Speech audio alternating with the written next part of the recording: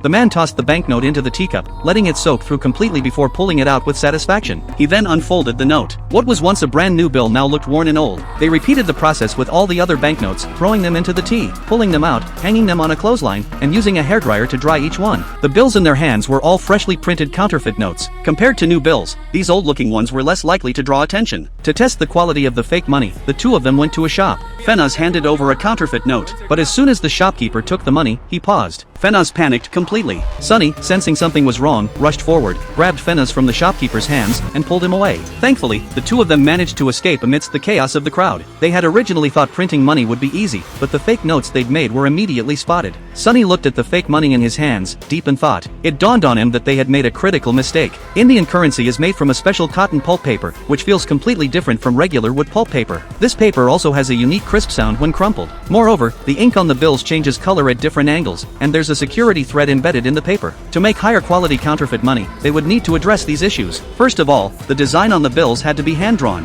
The microtext on the currency would create a moire pattern even if scanned with the most precise instruments, so they had to manually sketch the initial design. Then, they would scale it down and carve it out, followed by polishing and chemical treatment to create the printing template. However, since the Indian government tightly controls cotton pulp paper, they had no way of obtaining it. They could only look for a similar alternative. After several days of searching, Sunny finally found hope in an ad booklet. They discovered that by combining two sheets of paper, the texture felt strikingly similar, and the thickness matched perfectly. By bleaching the paper, printing on each side separately, adding security threads, and gluing them together, they could create a near-perfect sandwich structure for the notes. With the paper issue resolved, the next challenge was the color-changing ink on the bills. This time, Fenaz came up with a solution. He mixed metallic paint and ink purchased from the market, which gave the fake money a color-changing effect that was almost indistinguishable from the real thing. Then, he applied a layer of varnish to make the bills crisp and firm. To verify the quality of their counterfeit currency, they went back to the same street-side shop. This time, they were more cautious. To avoid getting caught again, they held hands for a quick getaway. When Sunny handed over the money, his heart was in his throat, fearing another failure. But unexpectedly, he found that he had also picked up a bottle of soda and some change without realizing it. Looking at the soda and money in his hands, the two of them were completely dumbfounded.